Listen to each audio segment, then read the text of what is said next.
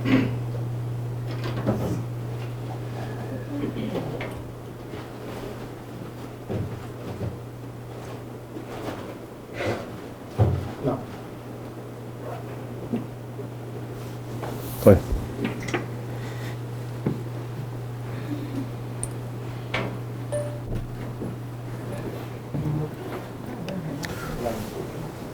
أعوذ بالله من الشيطان الرجيم. بسم الله الرحمن الرحيم. الحمد لله نحمده ونستعينه ونستغفره ونعوذ بالله من شرور أنفسنا ومن سيئات أعمالنا. من يهده الله فلا مضل له ومن يضلل فلا هادي له وأشهد أن لا إله إلا الله وحده لا شريك له وأشهد أن محمدا عبده ورسوله صلى الله عليه وسلم وعلى آله وأصحابه وكل من اقتدى بهديه إلى يوم الدين وبعد. السلام عليكم ورحمة الله وبركاته. وعليكم السلام ورحمة الله. أمي الله سبحانه وتعالى أمي دميني أفي أما يفدلي أمي شريعة كفو bato man cité tiɲɛ sira fɛ fana kɛra kelen ye. An bɛ sariya ka fɔ an kutubi Muhammad sallallahu alaihi wasallam ala ka jɔn don a ka ciden don. An bɛ ala deli ala ka kisi nɛma caya ka n'a so dunke wa n'a jɛɲɔgɔn ni silamɛ ɲuman bɛɛ fo ka taa se alikiyama don ma. O tɛmɛnen kɔ an badenw, an bɛ ala subhanahu wa taala deli a ka hinɛ an na, a ka yafa an ma. An b'a deli a ka niw kɛnɛya, an b'a deli a ka barika don an ka ɲɛnamaya la. An b'a deli a k'an sɔn limaniya na fo ka taa se an ka wagati laban ma. An b'a deli a ka barika don an ka ɲɛnamaya la n'an ka denbayaw la n'an ka jamanaw la. An b'a deli ala k'an kisi fitinɛw ma minnu dogolen don ani minnu bɛ kɛnɛ kan. An b'a deli a ka an lebu sutura, a k'an lebu sutura fo arijinɛ kɔnɔ insha Allah. Ya Rabbi ala k'an don fi jannatil firdaus. O tɛmɛnen kɔfɛ bi kuma bɛ fɛn kan tuma dɔ n bɛ se k'a fɔ a wajibiyara muso bɛɛ lajɛlen ka kan k'a dɔn complot min bɛ yen diɲɛlatigɛ kɔnɔ ka ɲɛsin musoya ma walima ka ɲɛsin silamɛ musow ma. Hakilina ninnu bɛ bɔ laïcité de kɔnɔ ni an b'a fɔ o ma ko al-afkar al-almaniya.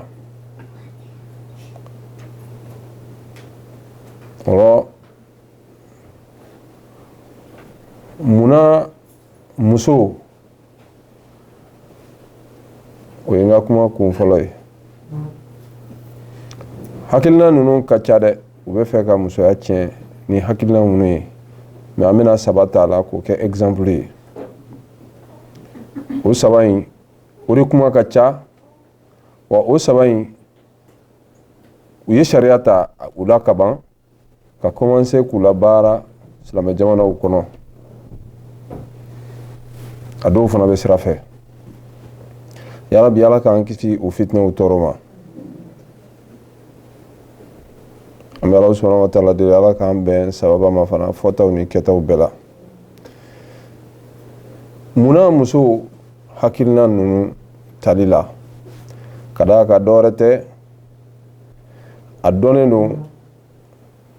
k'a fɔ muso de ye ɲɛnamaya yɛrɛ lasili ye, muso de ye ɲɛnamaya surusu ye. N'i ko ko du, muso de don, sabu muso de bɛ bangeli kɛ. Wa ni jateminɛ fana kɛra, muso de ka ca bange fana kɔnɔ ka tɛmɛ cɛ kan. Wa u bɛɛ lajɛlen kɔfɛ, muso de bɛ wagati caman kɛ so kɔnɔ ka tɛmɛ cɛ kan. Wa u bɛɛ lajɛlen tɛmɛnen fana kɔfɛ, muso de ka influence ka bon so kɔnɔna na ka tɛmɛ bɛɛ kan. Parce que ale ka royaume de ye so kɔnɔna ye, a ka fanga yɔrɔ don. n'a ye cɛ nɛgɛ a bɛ s'a la, n'a ye den nɛgɛ a bɛ s'a la, ale sago de bɛ kɛ o yɔrɔ la ni a ɲɛna. Wa ni yen fana ɲɛna fana o kɔrɔ ye ko cɛ ni denw bɛɛ lajɛlen u bɛ bɔli min kɛ ka taa kɛnɛma, ɲɛnamaya bɛ basigi.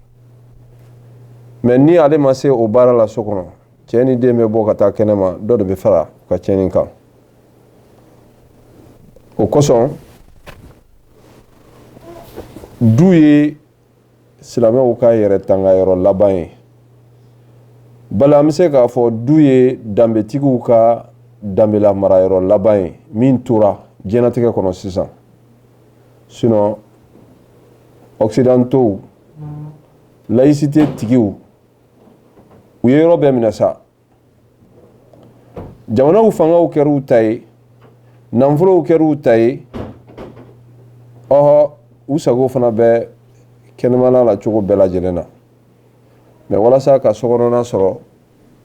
k'o fana kɛ u ta ye, il faut que u ka musow neutraliser. U ka musow neutraliser.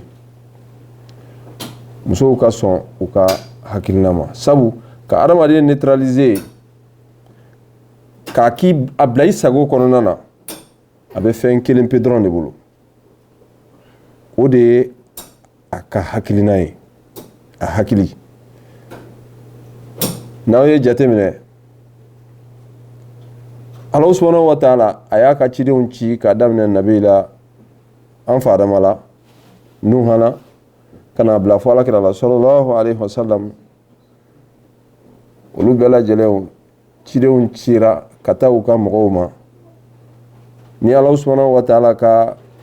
cikan ye ka dalilu bila a kɛrɛfɛ. Dalilu minnu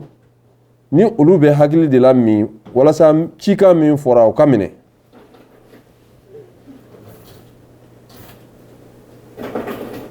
Ni a y'a sɔrɔ ko fanga de tun b'a kɛ, Alahu subhanahu wa ta'ala tun bɛ mɛlɛkɛw bila u nɔfɛ,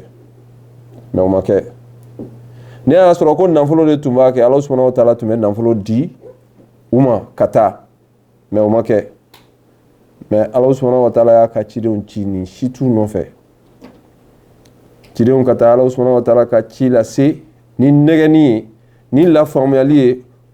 hakiliw la fɔ hakiliw ka sɔn. Ni hakiliw sɔnna ka ban, a banna foyi tɛ yen.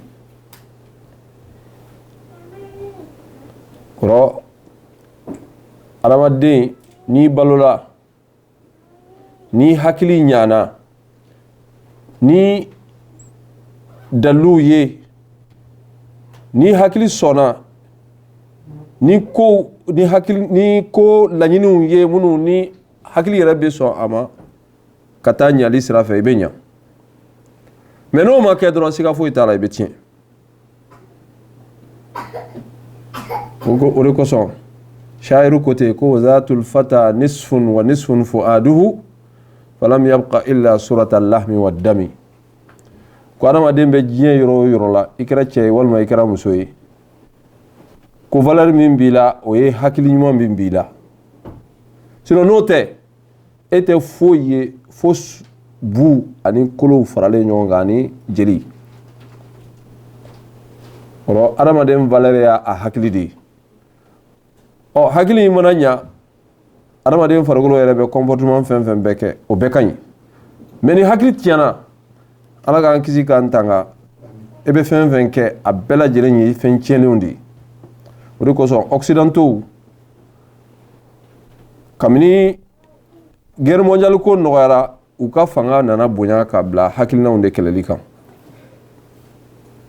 O de nana ni kunnafoni sira ninnu bɛɛ lajɛlen ye pour que ka se ka hakilinaw tiɲɛ. Laɲini ye muso ye pour que ka se ka muso neutraliser. O kosɔn u ye hakilinaw dilan k'u cɛ ɲɛ ni kunnafoni siraw ye, ni diɲɛ masiriw ye, k'olu da kɛrɛfɛ k'a y'an ka musow ɲɛkɔrɔ walasa ka muso labɔ a ka du kɔnɔ. A dun dɔnnen don k'a fɔ muso valeur bɛ fɛn fɛn na danbe sira fɛ, muso valeur bɛ fɛn fɛn na silamɛya sira fɛ, o ye furu de ye.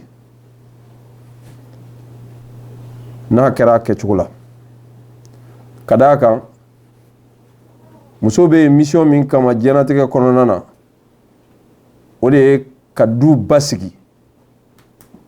du dun fana tɛ basigi abadani ni muso ma se a ka rôle la ni muso ma se a jɔyɔrɔ la o basigili ni a dɔ bɛ tali kɛ ni de fɔlɔ la ka ni basigi wa foyi tɛ se ka adamaden ni basigi du kɔnɔna na ka tɛmɛ muso kan ale de bɛ cɛ bɛrɛ ka cɛ nɛgɛ ka ni lafiya ale de bɛ den bɛrɛ ka nɛgɛ ka ni lafiya o wagati kelen fana na cɛ bɛ jɔ ni ale ka wajibiw ye a n'a ka hakɛw ye n'o kɛra du bɛ hakilina min kama o bi sɔrɔ Allah subhanahu wa ta'ala y'o de fɔ kuranɛ kɔnɔ wallahu ja'ala lakum min anfusikum azwaja wa ja'ala lakum min azwajikum banina wa hafada furu bɛ kɛ o laɲini de kama aw minnu ye musow ye Allah subhanahu wa ta'ala ye aw furu ɲɔgɔn kɛ cɛw ye denw bi sɔrɔ mɔdenw bi sɔrɔ furu yɛrɛ sigi kan filɛ nga fɛn min b'a to a bɛ sigi n'o ye basigi ye Allah subhanahu wa ta'ala ko la wa min ayatihi an khalaqa lakum min anfusikum azwaja litaskunu ilayha wa ja'ala bainakum mawaddatan wa rahma inna fi dhalika la ayatin liqaumin yatafakkarun kuni maa min bɛ tasi n bɛ hakili ko ye ni maa min bɛ miiri Ala ka dakabanan ko dɔ la nin bɛɛ ye hakili ko ye o dɔ de ye k'a fɔ ko Allah subhanahu wa ta'ala ye adamaden dan ka bɔ ni kelen na olu mun bɛɛ lajɛlen ye furu ɲɔgɔnmaw ye dɛ walasa u dɔ bɛ dɔ dafa basigi ka se ka kɛ o kɔnɔna na parce que maa i ni maa min bɛ bɔyɔrɔ kelen na o tigilamɔgɔ i bɛ basigi sɔrɔ o de la ka tɛmɛ maa kan i ni maa min tɛ bɔyɔrɔ kelen bi maana i ni dantanfɛn min tɛ fasugu kelen ye mɔdɔnnaw ko ten ko atujuru ma ashkaliha taqa'u ko kɔnɔ bɛɛ ye kɔnɔ ye dɛ mais kɔnɔ minnu ye fasugu kelen olu de bɛ pan ɲɔgɔn fɛ dɛ i t'a ye abadani ko sɛgɛ ani jefurilenni bɛ pan ɲɔgɔn fɛ sabu u bɛɛ ye kɔnɔ ye dɛ mais u tɛ fasugu kelenw ye adamaden ka ɲɛ adamaden ɲɔgɔn de ka ko la ka d'a kan a ka basigi b'o de kɔnɔ ni ka basigi la a ka basigi b'o de kɔnɔ a farikolo yɛrɛ laɲini cogoya la ko o basigi ko Allah subhanahu wa ta'ala ye a daminɛ kɛ ni ladiyaɲɛ ye furu ɲɔgɔnma fila tɛ ɲɔgɔn furu abadani f'a k'a sɔrɔ ko ka di ɲɔgɔn ye a bɛ balo ni o ye mais a bɛ mara ni min ye fo ka taa fɔ ko kelen tanyana o de ye hinɛ ye ni Allah subhanahu wa ta'ala y'o fɔ aya in kɔnɔ wa rahma ni hinɛ banna furu ɲɔgɔnmaw ni ɲɔgɔn cɛ i sigi a kan foyi tɛ yen bilen ɲɛnamaya la du kɔnɔ min ye hɛrɛ ye bilen an bɛ Allah subhanahu wa ta'ala deli Ala kana hinɛ bɔ an ka furuw kɔnɔ kafiriw ye nin de faamu maadama ni muso de ye rɛni ye du kɔnɔ ni maadama muso de ye sokɔnɔna jirijiba ye dudenw ani dukɔnɔmɔgɔw bɛ sigi ale de suma la il faut k'an ka fɛɛrɛ ɲini pour que ka du in ci ka muso labɔ o de kosɔn u nana ni hakilinaw ye hakilinaw minnu bɛ se ka musoya tiɲɛ kɛrɛnkɛrɛnnenya la a bɛ fɔ yɔrɔ min ma Nations Unies kɔnɔna na ko ONU Femmes o créera ni hakilina in de kosɔn walasa hakilina jugu minnu bɛ yen walasa ka muso tiɲɛ u nana n'o hakilinaw ye ko u bɛ muso ka hakɛw di a ma ka d'a kan ko an bɛ diɲɛ min kɔnɔ bi ni a bɛ ka mara ni hakilina min ye n'o de ye mondialisation ye o mondialisation ye a bɛ fɛn min laɲini olu yɛrɛbakun ka faamuya cogoya la o de ye ko bɛɛ lajɛlen ka damakaɲa n'olu ka damakaɲa hakilinan cogoya ye u ka mago tɛ diinɛ la u ka mago tɛ danbe la u b'a laɲini jamanaw fana marabagaw fɛ olu ko hakilinan in ta ka taa labaara u ka jamanaw kɔnɔ n'o tɛ u bɛ gɛrɛntɛ ta k'a siri u la sira fila fɛ o sira fila in i tɛ se ka kisi abadani madama ne ye jamana ɲɛmɔgɔ ye ne ye jamana marabaga ye fanga sira fɛ i b'a minɛ u b'i ka fanga latanga walima i b'i ba la u bɛ fanga bɔsi la hali bi sira filanan o ye jumɛn ye i bɛ sɔn a la u bɛ nafolo mugu cɛ k'a d'i ma taa i ka baara ni nin ye n'a ka di ye cogo cogo i ka kɛ ten walima i k'i ba la u bɛ gɛrɛntɛ siri i la nafoloko sira fɛ f'i ka i ka jamana bila dɛsɛ kɔnɔ ani fantanya kɔnɔ o de kosɔn u nana ni a projet fɔlɔfɔlɔ min ye n'an b'o kɔnɔ sisan o projet in o de taara ka taga laɲɛnamaya anw ka jamanaw kɔnɔ kɛrɛnkɛrɛnnenya la Mali a bɛ fɔ projet min ma ko FAF Fonds d'appui à l'autonomisation de la femme et l'épanouissement de l'enfant ko nin ye nafolo mugu walima sɔrɔ walima jigiya walasa ka muso k'a ka fanga di a ma a n'a den n'i ye kuma sanfɛla lajɛ kuma ni cɛɲumanin de don mais fɛn min b'a kɔnɔ fɛn jugu dan don sabu a bɛ fɛn min laɲini o de ye k'a fɔ ko marali sira fɛn fɛn bɛ yen yɛrɛdamɛmakara fɛn fɛn bɛ yen ko k'o bɛɛ lajɛlen siri tigɛ k'a bɔ yen pewu danbe sira fɛ k'o bɛɛ lajɛlen wuli k'a bɔ yen pewu silamɛya sira fɛ ka bɔ muso la min b'a to a bɛ bɔ du kɔnɔ ka taga a taara tacogo o tacogo la mais olu bɛ tacogo min fɔ k'a ka bɔ ka taa kalan kɛ k'a ka bɔ ka taa fanga ɲini k'a ka bɔ ka taa fɛn ɲini a yɛrɛ ye an balimaw aw k'a lajɛ ni muso bɔra nin bɔcogo la ka taa muso ka natiri cogoya ma a ka dancogo cogoya ma ni a sera furu ma n'a furula n'ale bɔra so kɔnɔ cɛ fana bɔra so kɔnɔ muso ka kan ka rôle min jouer n'o de ye basigi sabatili ye ka denw lamara jɔnni bɛna o kɛ mɔgɔ si n'a bɔra o bɔcogo la ale ka kan ka cɛ hakili sigili min kɛ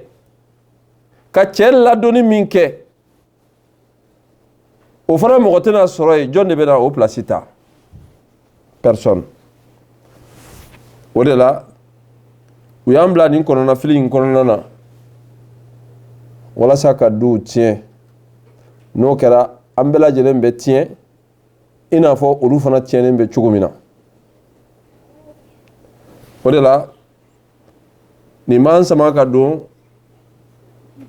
u ka projet fɔlɔfɔlɔ kɔnɔ n'a bɛ fɔ o ma ko qadiyatu tahrir al-mar'a muso ka autonomisation muso ka liberté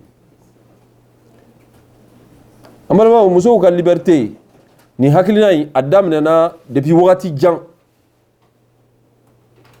u ye congrès baw organiser a kama ka marche baw kɛ ka drapeau ɲanga ko musow tɔɲɔlen don ko ka musow ka hakɛw sigi tɔɲɔli min ni a y'a sɔrɔ diinɛw de y'o da kan ina fo chrétien silamɛya tɔ nana ka na tɔ na don a la u yɛrɛ b'a fɔ cogo min ina fɔ laadaw musow kɛlen tɛ ka u yɛrɛ sɔrɔ u ka hakɛw la o dɔrɔn tɛ dɛ o kosɔn ala bɛ wagati min na i ko sisan anw ka silamɛ jamanaw kɔnɔ musow minnu n'u olu y'u ka kalandenw ye walima u ka hakilinaw donna musow minnu na n'olu b'u ko k'u pari ka fini jalan don u yɛrɛ la fini minnu ni a t'u sutura olu yɛrɛ ɲɛna u kalanna u faamuyana o musow ye nin drapeau ta k'a yanga ale nafolo min b'a kɔnɔ u bɛ se ka o nafolo in sɔrɔ cogo min na k'o kɛ u ka dɔ dun sira ye ka jama lajɛrɛbaw sigi muso jamakuluw la ka concert baw organiser ka soirée baw organiser walasa ka hakilina in k'o don musow la tuma dɔ an bɛ se k'a fɔ pour que ka hakilina in don muso damadamaw la minnu fana b'u ko k'u pari i n'a fɔ o cogo sinon n'o tɛ muso fanbaw caman bɛ togodaw la olu tɛ ko sɔrɔ nin na caman b'a ka nakɔforonin kɔnɔ yen nɔ walima a ka sugu feere la yen nɔ o tɛ fɛn kalama nin na dɔw yɛrɛ bɛ kan ka manaw tɔmɔ ɲamaw na k'u ka denbayaw lamɔ olu tɛ fɛn kalama nin na nka an y'a fɔ cogo min na kunnafoni siraw olu b'u ka jabaranin ta k'a da ninnu kan ko musow filɛ u filɛ k'u ka hakɛw ɲini o musow olu u kumakan tɛ dɔwɛrɛ ye ko olu ni cɛw dama kaɲa fanga ɲinini na donc muso bɛ place min cɛ bɛ place min sɔrɔ parlement na muso yɛrɛ fana k'o ɲɔgɔn sɔrɔ o cogoya kelen fana na cɛ bɛ kɛ ministre ye cogo min na cɛ bɛ kɛ président ye cogo min na cɛ bɛ kɛ administration ɲɛmaa ye cogo min na muso fana ka kɛ ten bɛɛ ka fanga ɲini i n'a fɔ cɛw b'a ɲini cogo min ko de ka kan n'o ma kɛ muso tɔɲɔlen de don an balimaw an bɛ ɲininkali kɛ yan ne ko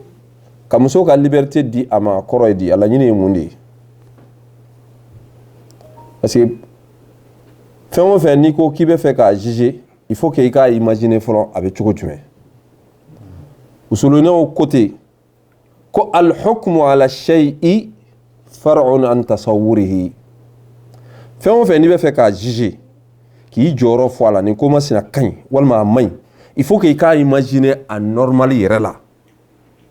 a bɛ cogo min na hakikatan o kɔfɛ i bɛ se k'i ka jugement kɛ a bɛ komi i n'a fɔ ni hadamaden banana n'a taara hôpital la est ce que o yɔrɔnin bɛɛ docteur b'a lajɛ ten dɔrɔn k'a fɔ ko e tɔgɔ ye di i jamu ye di i fa tɔgɔ i ba tɔgɔ ka sin ka fura sɛbɛn o yɔrɔ bɛɛ k'a d'a ma la a b'a diagnostiquer de fɔlɔ a bɛ analyse de kɛ fɔlɔ k'a dɔn bana fasugu jumɛn de b'a la n'o o sɛbɛntiyara tuma min na a bɛ sɔrɔ ka fura sɛbɛn min bɛ bana in furakɛ donc o la ne ko a bɛ kan ka fɔli min kɛ ko ka muso ka liberté d'a ma liberté in kɔrɔ ye mun ye maa minnu ni olu nana ni nin hakilina ye u ka laɲini ye mun ye ka liberté di ka adamaden ka liberté d'a ma o kɔrɔ de ye ko ka fɛrɛ bɛɛ tigɛ ala ye adamaden dan k'a dan cogo min na ni cɛ de don a ka cɛya bɛ fɛn fɛn recommandé hakɛ la o bɛɛ ka d'a ma ni muso de don a ka musoya bɛ fɛn fɛn recommandé fɛn fɛn laɲini hakɛ la o ka d'a ma ka sɔrɔ danma sago maa tɔw ka hakɛ la o de la a bɛ fɔ ko hey e ka droit bɛ taa dan yɔrɔ min na ko mɔgɔ wɛrɛ fana ka droit fana bɛ daminɛ yen de ka taa donc n'i y'i ka droit fɔ n'a nana se mɔgɔ tɔw ta ma o ye e ka devoir ye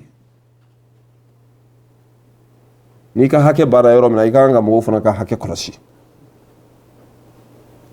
n'i y'a mɛn ko hakɛ nin de don n'i y'a mɛn ko liberté nin de don i ka liberté kɛ i ka hakɛ kɔnɔ mais e k'i ka liberté bɔ i ka hakɛ kɔnɔ ka taa don maa wɛrɛ ta kɔnɔ o ye tɔɲɔli ye dɛ o ye tɔɲɔli ye a bɛ fɔ nin de ma ko hakɛ an ma fɛn min ye ka musow ka hakɛw d'u ma i n'a fɔ laïcité dungew b'a fɔ cogo min na occidentaux b'a fɔ cogo min na a drapeau ɲanganen bɛ cogo min na bi o laɲini tɛ dɔwɛrɛ ye ko hey ko ka muso bɔ pression bɛɛ kɔnɔ ka muso bɔ mara sugu bɛɛ kɔnɔ k'a bila ni min ka d'a ye a k'o kɛ ni choix min ka d'a ye a k'o ta a laɲini de filɛ nin ye donc muso bɔ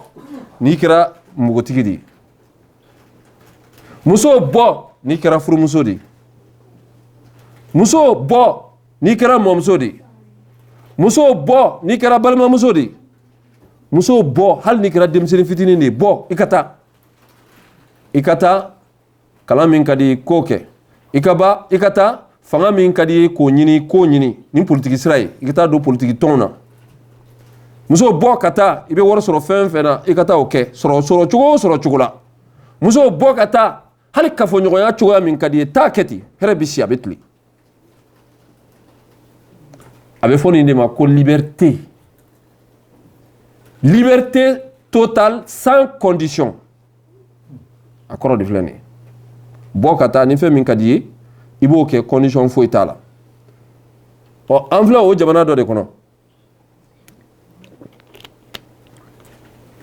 o monument de la liberté a tɛ diɲɛ si kɔnɔ diɲɛ yɔrɔ si la a bɛ yan de a bɛ Amérique yan de wa a laɲini bɛɛ de filɛ nin ye bɛɛ k'a ka liberté sɔrɔ mais liberté min de don a conditionnelen tɛ o kosɔn fanga bɛ muso la kosɛbɛ aw ka jamana kɔnɔ yan wa fanga min fana de don n y'a fɔ cogo min na a bɛ taa dépasser ka bɔ muso ka hakɛ kɔnɔ fo ka taa don maa wɛrɛ ka hakɛ kɔnɔ o de ye tɔɲɔli ye o liberté totale o min filɛ ye est ce que danbe b'i sɔn a ma wa ayi o liberté totale est ce que anw ka silamɛya diinɛ b'i sɔn a ma wa voilà nka u sɔnna ka hakilina in don an ka musow la an ka jamanaw kɔnɔ ani u yɛrɛ ka jamanaw kɔnɔ dɔwɛrɛ tɛ dɛ u ko an k'a lajɛ an ka segin ka taa kɔfɛ dɔɔni ko diinɛ ko ninnu daminɛ wagati ko kerecɛnya de tun bɛ fanga la kosɛbɛ wa kerecɛnya ko a ma nɔɲuman si to musow ka hakɛ la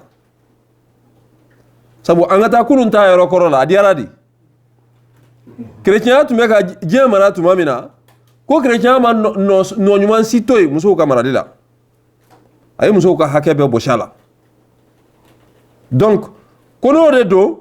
ni musow y'u ka liberté ɲini bi n'u y'a sɔrɔ ko kerecɛnya dɔrɔn tɛ dɛ diinɛ bɛɛ diinɛ o diinɛ bɛ yen nɔ a bɛɛ ka i sen bɔ musow ka hakɛ ko la laïcité ye hakɛ d'a ma cogo min na a ka dan o la c'est tout a laseli daminɛna yan de ye o de kosɔn occidentaux ani u ka kalandenw u bɛ maa minnu lakalan u ye fanga don u ka kalan na kosɛbɛ ka fanga don u ka droit la o de la a bɛ fɔ a ma ko droit mondial tɛ dɛ droit laïcité de ko don sabu a bɛ bɛn n'olu de ka hakilina ye dɛ ne hakili la n'i ka so jɔ bugu de don tuba de ka kan ka k'a la a tuba bonya e de b'a hakɛ dɔn i b'o tuba ta k'a segin a kunna kan o tɛ wa mais ne ka so jɔlen bɛ n ka jamana kan e ka tuba ta ka bɔ i ka jamana kɔnɔ k'o t'o di ne ma ko ne k'o don n ka so kunna a ka ɲi est ce que i ma n tɔɲɔ wa ko in bɛ tan de n'i y'o tuba ta ka taa n'a ye n'a ma bonya a ma a tɛ disi a ma o de don dɛ wa an b'o cogoya de la u kɛlen bɛ k'o kunnafili fugula in de ta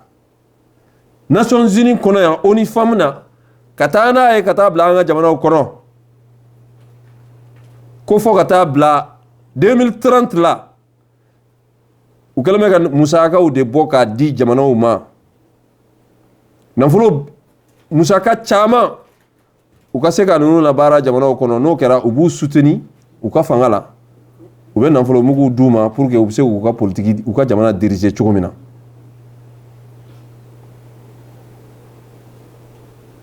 ka furu k'a lagosi musow bolo o ka kɛ u ka hakilina ye an ka jamanaw kɔnɔ furu bɛ se ka bafiye cogo cogo ni ye muso ka liberté d'a ma k'a kɛ n'a kɛra a ka to furu la n'a kɛra a ka bɔ o ye furu sabotelen de ye o de la u ko furu man ka kɛ ngara ye furu man ka kɛ obstacle ye muso bolo a man ka kɛ degun ye muso bolo ni a tɛ lezi la dɔrɔn ni muso lafiyalen to a ka furu kɔnɔ dɔrɔn a ka bɔ o de la u ko an innal azawaja sijnun lil mar'a ko muso ko ka don furu yɛrɛ la ko o ye k'i yɛrɛ don kaso la de muso caman to nin kuma in fɔ a ko n bɛ taa n yɛrɛ lanɔgɔ ni furu ɲɛ nɔgɔlen ni jumɛn ye n tɛ furu fisi fɛ n tɛ cɛsi fɛ ko cɛ tɛ dɔwɛrɛ ye cɛ ka bɔ n kɔrɔ don ni y'aw ka kuma de dɛ musow ka kuma de filɛ nin mais n yɛrɛ lanɔgɔ ni furu ɲɛ nɔgɔlen ni jumɛn ye don o don o bɛ ka n tɔɔrɔ ko n tɛ n yɛrɛ stressé kelen a filanan ka tila ka ba bɔ fini in n'a bɛ muso sutura ko fini fɛn fɛn ka d'a ye a k'a bɔ ko muso yɛrɛ valeur ye a ka a ma fitinɛma yɔrɔw bɔ kɛnɛ kan n'o ma kɛ hali bi a valeur ma bɔ o kosɔn u ye hijabu saboté u ko alhijabu riya'un ko ka hijabu don fini finma in dɛ walima fini mugu in dɛ ko yɛrɛyiranciya de don ko sinon k'u sɔn ka jugu ni sɛkilita wulu o sɔn ye fini in jukɔrɔ bali karamɔgɔw yɛrɛ bɛ sɔrɔ minnu b'a fɔ ko mɔgɔ si sɔn man jugu ka tɛmɛ burusi donna ninnu kan pour que dɔrɔn ka fini in lagosi pour que dɔrɔn ka hijabu in lagosi ko silamɛya yɛrɛ ye diinɛ min ye ko an k'a lajɛ ko a kɛlen don a bɛ fɛn fɛn fɔ musow ka hakɛw la ko a bɛɛ lajɛlen ye ka muso sɔɔri so kɔnɔ k'a tɛ labɔ muso kana bɔ ka fɛn ɲini a yɛrɛ ye hatta kiɲɛ yɛrɛ la ni musow bɛ fɛn sɔrɔ o min na fana k'a niyɔrɔ dɔgɔya o la fo ka taa se daraja ma cɛ bɛ hakɛ min sɔrɔ o bɛ bɛn muso fila niyɔrɔ ma ko tɔɲɔli jumɛn bɛ tɛmɛ nin kan ko silamɛya mana foyi kama fo ka muso de tɔɲɔ a balima aw ka nin lajɛ dɔrɔn ko ni nanfigi kɔnna i ɲɛ kuma ɲɛfɔyɔrɔ la n'a ni ɲɛji sera yen nɔ ni ala ma se ka bɔda k'i ye i tɛ bɔ dɛ o de kosɔn a cɛ ka ɲi an ka kuma n'aw ye hakilina ninnu aw k'a dɔn k'a fɔ a bɛɛ kalo n bɛ deli k'a fɔ n ko u b'a fɔli min kɛ ko kiɲɛ ko cɛ kelen niyɔrɔ bɛ bɛn muso fila niyɔrɔ ma est ce que n kalon tɛ a kaloma yɔrɔ bɛ yɔrɔ jumɛn e k'a lajɛ dɔrɔn ni cɛ ye sara fila ta muso ye sara kelen ta kɛnɛ kan n'i y'a lajɛ i b'a ye k'a fɔ ko fila ka ca ni kelen ye o cɛ tɛ mais hakikatan bɛɛ bɛ kelen kelen de sɔrɔ cɛ bɛ kelen de sɔrɔ muso bɛ kelen de sɔrɔ usazi o bɛ se ka kɛ cogo di an ɲɛ tɛ fila la de awa tiɲɛ don i ɲɛ bɛ fila la mais filanan in tɛ jate o cogo di ni muso y'a ka kelen ta ka taa cɛ ka so ani jɔn de bɛ taa dun ye a n'a cɛ a n'a denw tiɲɛ tɛ wa est-ce que muso bɛ se ka nafolomafɛn mara kosɛbɛ ka mɛn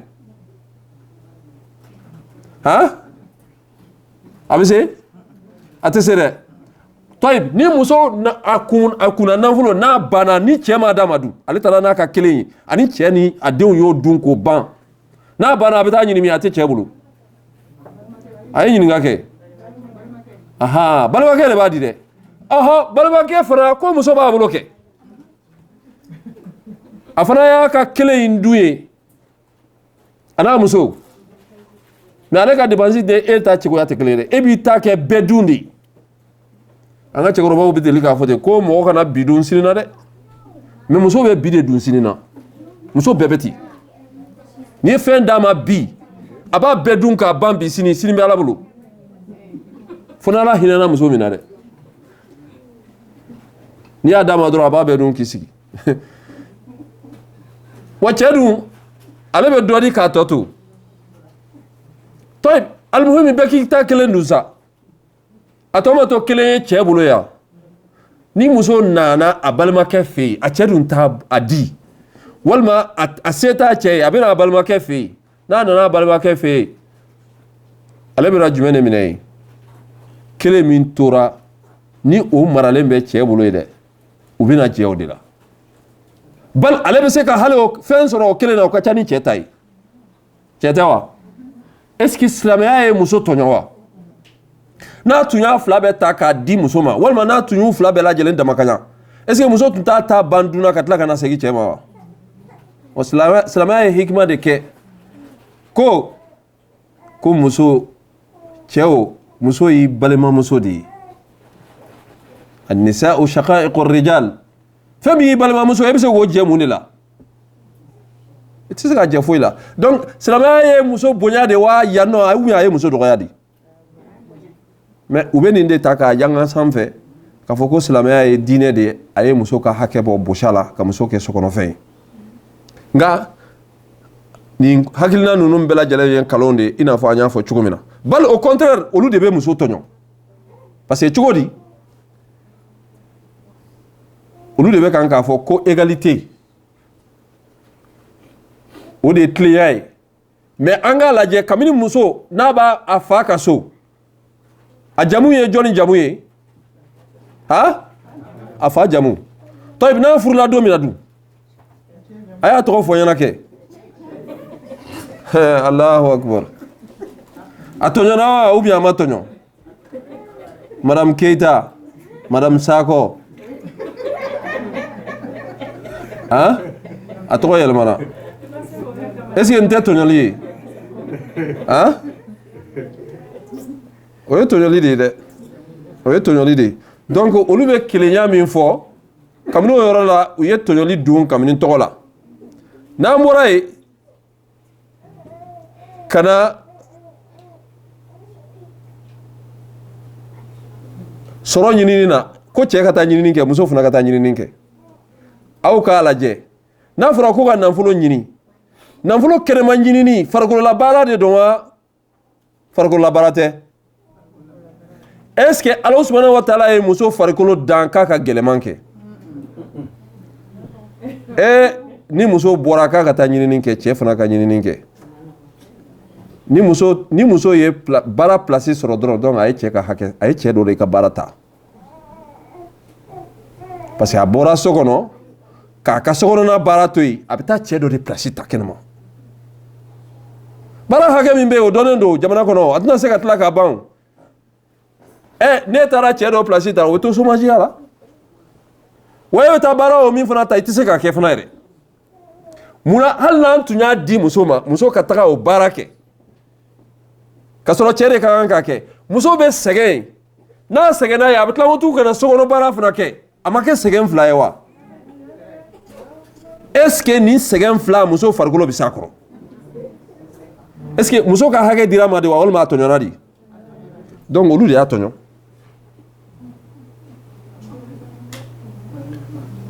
nin bɛɛ lajɛlen kɔfɛ n'u wulila u b'u ka jagomafɛnw u b'a a ma yaala n'an b'a fɔ a ma ko publicité hali ji min ta n'u b'a fɛ ka a yira mɔgɔw la ko ji ka ɲi u bɛ jɔn de kɛ k'a feere u bɛ muso lankolon de bɔ k'o bila kɛrɛfɛ parce que muso lankolon ka di filɛlibaga ye o tuma na k'a bɔ k'a bila nin jagofɛn in kɛrɛfɛ o b'a to a bɛ sanga sɔrɔ est-ce que muso lankolon bɔli k'a bila o ye muso ka hakɛ dili ye wa la nin bɛ hakili jigin jamana in faamaba dɔ la silamɛ de don nka o bɛɛ n'a ta n'a bɛ a pari i n'a fɔ muso tɔw b'u pari cogo min a b'a yɔrɔ bɛɛ datugu u y'a ɲininka journaliste y'a ɲininka ko munna ko silamɛ de don a b'a ka veste don ka tilanko tugun k'a fan bɛɛ datugu ko pourquoi a b'o kɛ a ko silamɛya y'ale ka diinɛ ye o ye privé ko de ye donc u k'u da don ale ka privé la parce que occidentaux b'o de fɔ tiɲɛ tɛ wa vie privée i man k'i da don o la kelen a ko mais filanan k'a bɛ min kɛ k'u jaabi dɔrɔn k'u ka kungo kɔnɔla lajɛ Ala subhanahu wa ta'ala ye dantanfɛnw minnu dan k'u bila kungo kɔnɔ ko est ce que olu datugunen don wa ayi k'olu datugunen tɛ journaliste ko ayi k'u datugunen tɛ bon ko Ala subhanahu wa ta'ala ye adamaden dan k'a sago k'a yɛrɛ la n'a ka d'a yɛrɛ ye a bɛ se k'a yɛrɛ datugu n'a ka d'a ye a bɛ se k'a yɛrɛ labɔ kɛnɛma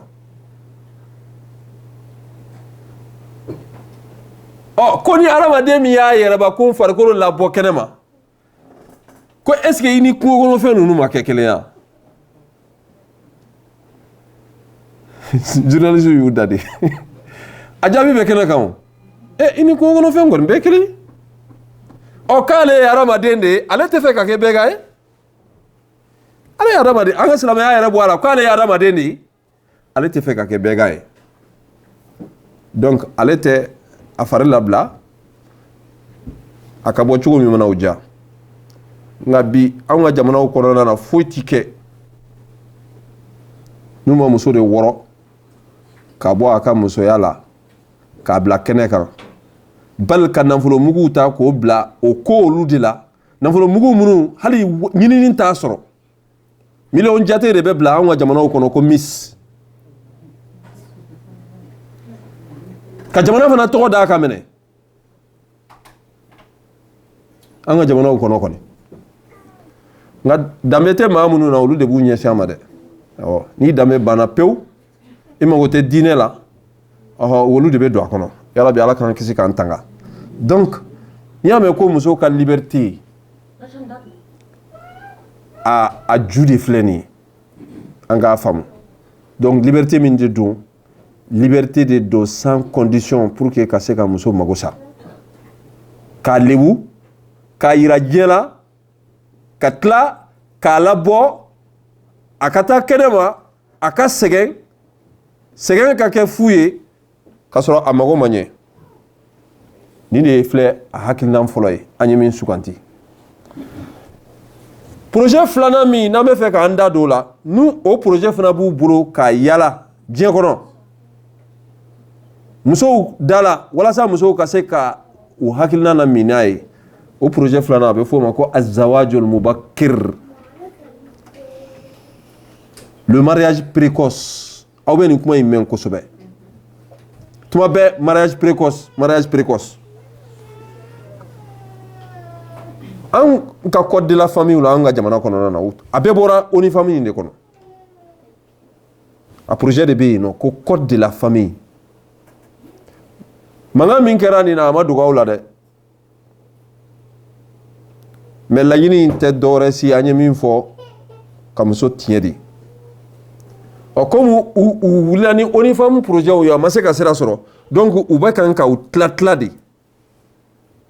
k'a kɛ projet fitinin ye k'a kelen bɔ donc n'a kelen bɔra a bɛɛ lajɛlen bɛ sira sɔrɔ ten dɔɔni ka taa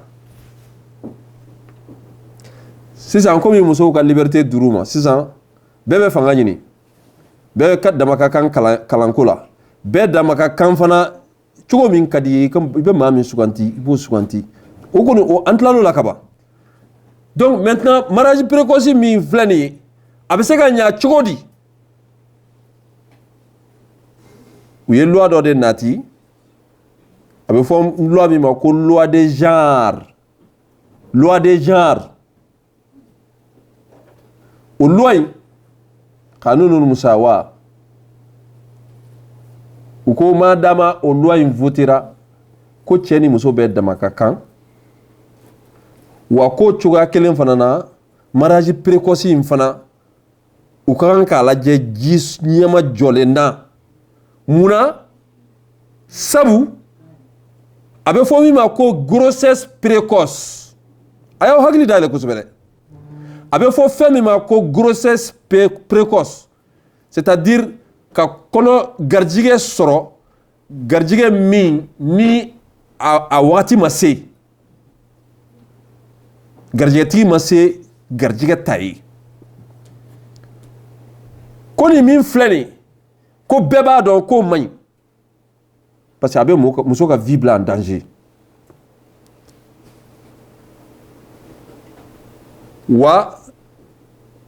a bɛ na ni tɔɔrɔya min ye hali ni a sera ka bange kɛ tuguni o de ka jugu sabu a ni bɛ se ka to a la ka kɛ kasara ye parce que basi bɛ bɔn fo k'a dɛsɛ bali a bɛ se ka kɛ sababu ye a tɛ den wɛrɛ yɛrɛ sɔrɔ tugun ko mariage précoce bɛ se ka na ni o ye sabu mariage précoce de bɛ kɛ sababu ye grossesse précoce bɛ kɛ furu joona o de bɛ a to muso bɛ garijɛgɛ joona sɔrɔ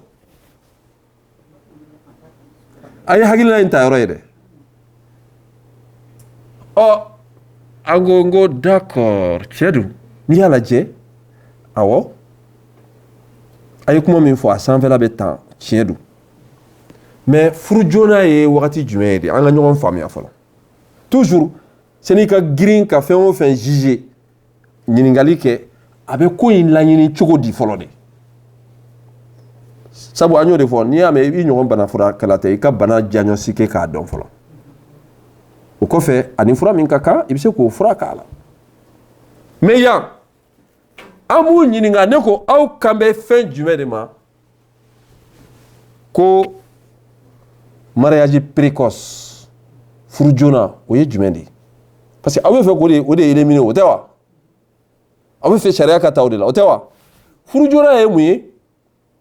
u ko an kan bɛ furu joona ma min na o de ye muso o muso furula k'a sɔrɔ a si ma se san 18 ma ne balakaw aw tulo bɛ nin kuma in na ko muso o muso furula a si ma se san 18 ma k'o furu bɛ jate mariage précoce ye o de ye furu joona ye sabu ko n'a si ma se san 18 ma ko aw bɛ hakɛ to garijɛgɛ bɛ sɔrɔ ni a farikolo cogoyaw minnu ye olu ma mɔ walasa a ka se ka garijɛgɛ sɔrɔ donc o bɛ se ka kɛ sababu ye k'ale ni kasara a bɛ se ka kɛ sababu ye ayiwa a tɛ den yɛrɛ sɔrɔ bilen wa hakaza ka tagalen wa o dɔrɔn tɛ dɛ ko wa k'a bɛ jate dankari de ni juguya yɛrɛ la ka muso de sɛgɛrɛ parce que i bɛ taa sɔrɔ a caman na musow bɛ diyagoya ka don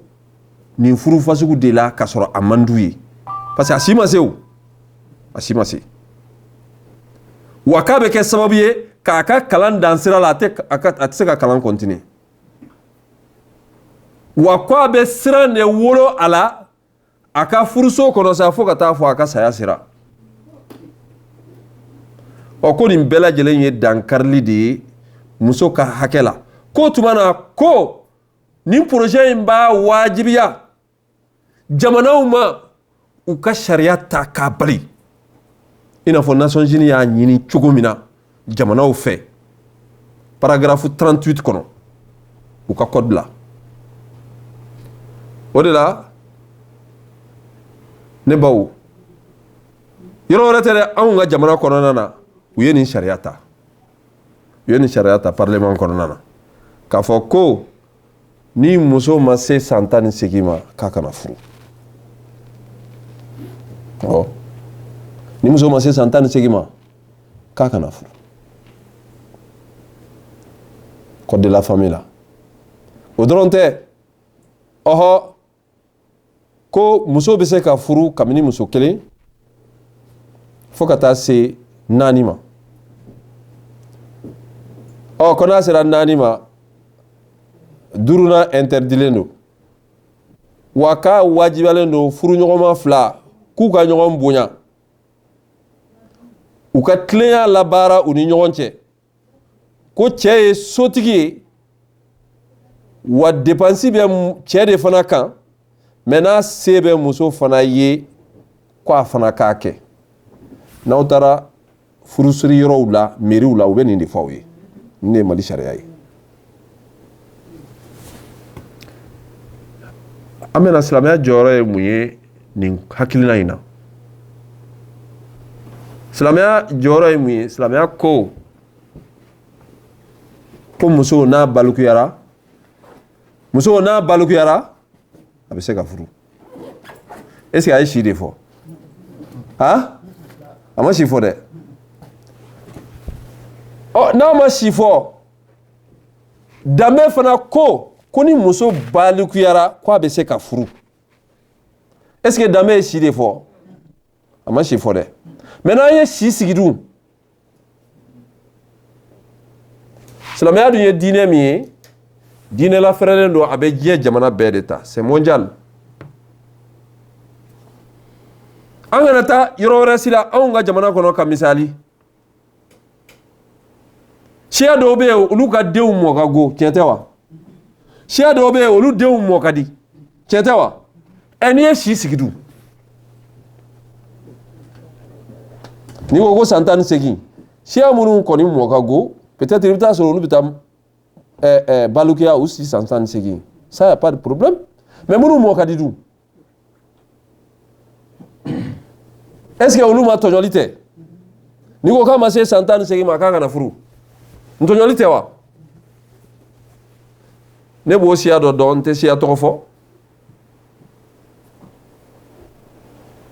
o muso in a bɛ hali sisan a ye kɔnɔɲa 10 ani kɔ de kɛ kɔnɔɲa 10 ani kɔ a den kelen t'a la min wolola hôpital la hali kelen duguba kɔnɔ Bamakɔ dɛ den kelen t'a la min wolola hôpital la a bɛɛ wolola so kɔnɔ